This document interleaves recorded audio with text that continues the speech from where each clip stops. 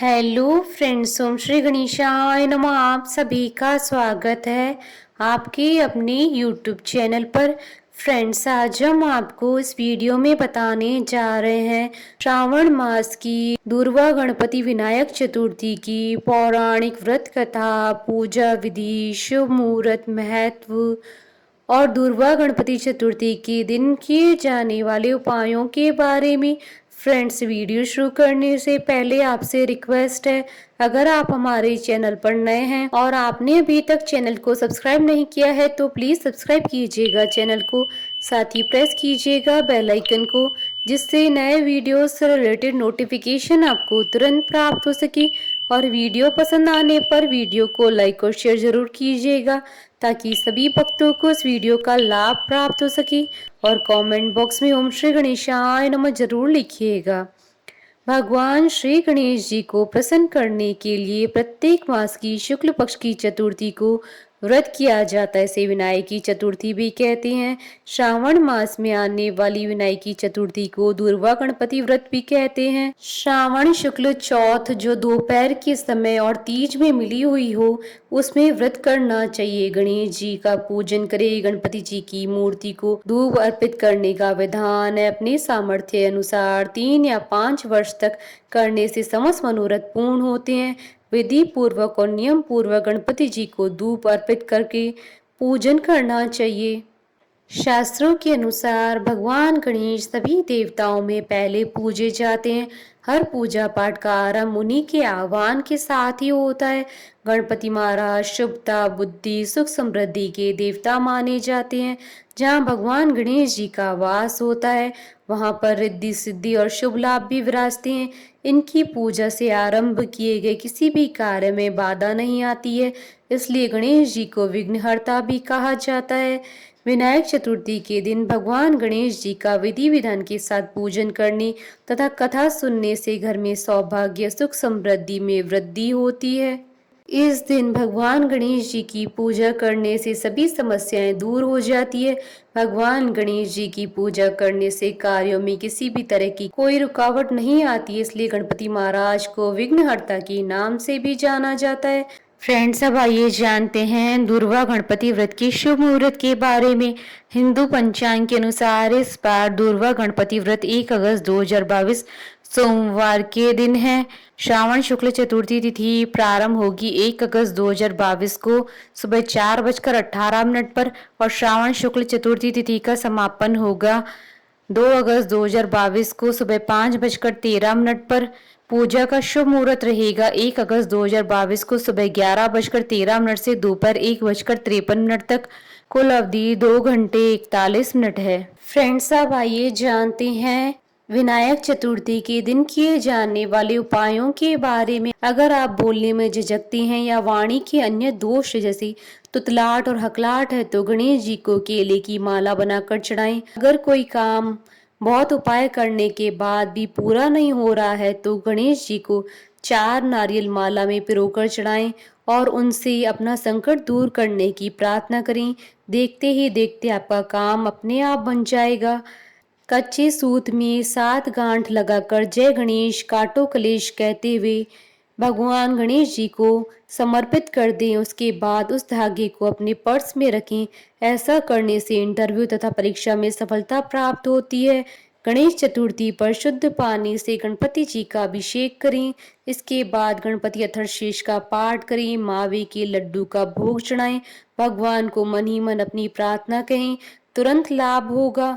अगर आप तुरंत धन पाना चाहते हैं तो गणेश चतुर्थी के दिन सुबह स्नान कर स्वच्छ धुले हुए कपड़े पहनकर गणेश जी की पूजा करें तथा उन्हें शुद्ध घी तथा गुड़ का भोग लगाएं। थोड़ी देर बाद घी तथा गुड़ गाय को खिला दें। इस उपाय को करने से धन संबंधी समस्याएं तुरंत समाप्त हो जाएंगी। फ्रेंड्स, अब आइए जानते हैं दुर्वा गणपति विनायक चतुर्थी की पूजन विधि के बारे में। इस दिन को सुबह जल्दी उठकर स्नान आदि काम जल्दी से निपटा लें। दोपहर के समय अपनी इच्छा अनुसार सोने, चांदी, तांबे, पीतल या मिट्टी से बनी भगवान गणेश जी की प्रतिमा स्थापित करें। संकल्प मंत्र के बाद भगवान श्री गणेश जी की षडोपचार अर्थात 16 सामग्रियों से पूजन आरती करें। गणेश जी की मूर्ति पर सिंदूर लगाएं। गणेश मंत्र ओम गण गणपते नमः बोलते हुए 21 दूर्वा दल चढ़ाएं। गुड़ या बूंदी के 21 लड्डुओं का भोग लगाएं। इनमें से 5 लड्डू भगवान गणेश जी की मूर्ति के पास रख दें तथा 5 ब्राह्मण को दान कर दें। शेष लड्डू प्रसाद के रूप में बांट दें। पूजा में भगवान श्री गणेश स्तोत्र, अथर्वशीष, संकट नाशन स्तोत्र आदि का पाठ करें। ब्राह्मणों को भोजन कराएं। उन्हें दक्षिणा प्रदान करने के बाद शाम के समय स्वयं भोजन ग्रहण करें। संभव हो तो उपवास करें। इस व्रत का आस्था और श्रद्धा से पालन करने पर भगवान श्री गणेश जी की कृपा से मनोरथ पूरे होते हैं और जीवन में निरंतर सफलता प्राप्त होती है। श्री गणेश जी की पूजा अपने आप में बहुत ही महत्वपूर्ण और कल्याणकारी होती है, चाहे वह किसी भी कार्य की सफलता के लिए हो या फिर चाहे किसी कामना पूर्ति, स्त्री, पुत्र, पौत्र, धन, समृद्धि के लिए या फिर अचानक ही किसी संकट में पड़े हुए दुखों के निवारण हेतु गणेश जी को 21 दूर्वा चढ़ाते वक्त इस मंत्र को बोलें। ओम गणाधिपाय नमः, ओम उमापुत्राय नमः, ओम विघ्न विनाशाय नमः, ओम विनायकाय नमः, ओम ईशपुत्राय नमः, ओम सर्वसिद्धिप्रदाय नमः, ओम एकदंताय नमः, ओम इभुवक्त्राय नमः, ओम मूषक वाहनाय नमः, ओम कुमार गुरुवे नमः। इन मंत्रों का जाप करते हुए गणेश जी को 21 दूर्वा चढ़ाएं। हर मंत्र के साथ 2 दूर्वा चढ़ाएं और आखिरी बची दूर्वा चढ़ाते वक्त सभी मंत्र बोलें। दूर्वा यानी दूब, यह एक तरह की घास होती है जो गणेश पूजन में प्रयोग होती है। एकमात्र गणेश जी ऐसे देव हैं जिनको ये चढ़ाई जाती है। दूर्वा गणेश जी को अति प्रिय है। 21 दूर्वा को इकट्ठी कर एक गांठ बनाई जाती है तथा कुल 21 गांठ गणेश जी को मस्तक पर चढ़ाई जाती है। लेकिन आखिर दूर्वा की 21 गांठें क्यों चढ़ाई जाती है, इसके लिए पुराणों में एक कथा है। कथा के अनुसार प्राचीन काल में अल्नासुर नाम का एक दैत्य था। इस दैत्य के कोप से स्वर्ग और धरती पर त्राही त्राही मची हुई थी। अल्नासुर ऋषि मुनियों को और आम लोगों को जिंदा निकल जाता था। दैत्य से त्रस्त होकर देवराज इंद्र सहित सभी देवी देवता और प्रमुख ऋषि मुनि महादेव से प्रार्थना करने पहुंचे। सभी ने शिवजी से प्रार्थना की कि वे अल्लासुर के आतंक का नाश करें। शिवजी ने सभी देवी देवताओं और ऋषि मुनियों की प्रार्थना सुनकर कहा कि अल्लासुर का अंत केवल श्री गणेश जी ही कर सकते हैं। जब श्री गणेश जी ने अल्लासुर को निगला तो उनके पेट में बहुत जलन होने लगी। कई प्रकार के उपाय करने के बाद भी श्री गणेश जी की पेट की जलन शांत नहीं हो रही थी। तब कश्यप ऋषि ने दूर्वा की 21 गांठ बनाकर श्री गणेश जी को खाने को दी। जब गणेश जी ने दूर्वा ग्रहण की तो उनके पेट की जलन शांत हो गई। तभी से ही श्री गणेश जी को दूर्वा चढ़ाने की परंपरा प्रारंभ हुई। इस कथा के द्वारा हमें संदेश प्राप्त होता है कि पेट की जलन तथा पेट के रोगों के लिए दूर्वा औषधि का कार्य करती है। मानसिक शांति के लिए यह बहुत लाभप्रद है। यह विभिन्न बीमारियों में एंटीबायोटिक का काम करती है। इसको देखने और छूने से मानसिक शांति मिलती है और जलन शांत होती है। फ्रेंड्स, अब आइए प्रारंभ करें विनायक चतुर्थी की पौराणिक व्रत कथा। एक समय की बात है, एक भाई बहन रहते थे। बहन का नियम था कि वह अपने भाई का चेहरा देखकर ही खाना खाती। हर रोज वह सुबह उठती थी और जल्दी जल्दी सारा काम करके अपने भाई का मुंह देखने के लिए उसके घर जाती थी। एक दिन रास्ते में एक पीपल की पेड़ के नीचे गणेश जी की मूर्ति रखी थी। उसने भगवान के सामने हाथ जोड़कर कहा कि मेरे जैसा अमर सुहाग और मेरे जैसा अमर पियर सबको दीजिए। यह कहकर वह आगे बढ़ जाती थी। जंगल की झाड़ियों के कांटे उसके पैरों में चुभा करते थे। एक दिन भाई के घर पहुंची और भाई का मुंह देखकर बैठ गई तो भाभी ने पूछा, पैरों में क्या हो गया?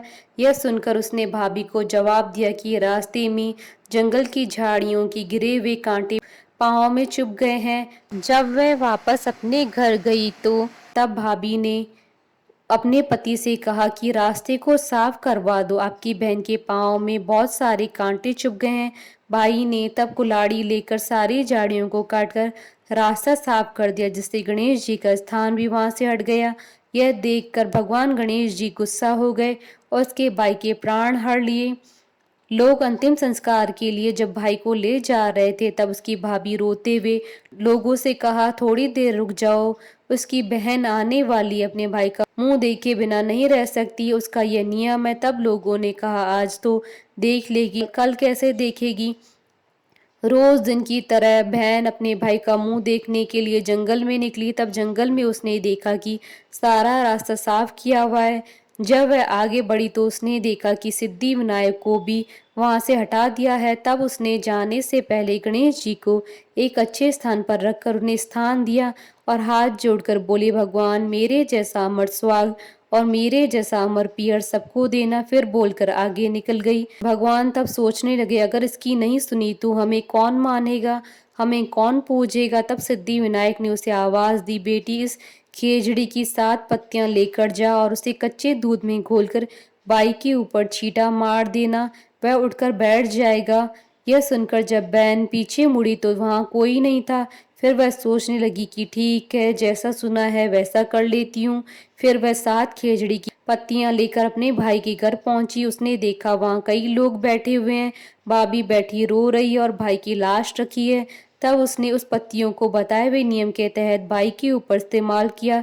तब भाई उठकर बैठ गया। भाई बोला बहन से, मुझे बहुत ही गहरी नींद आ गई थी। तब बहन बोली, यह नींद किसी दुश्मन को भी ना आए, और उसने सारी बात अपने भाई को बता दी।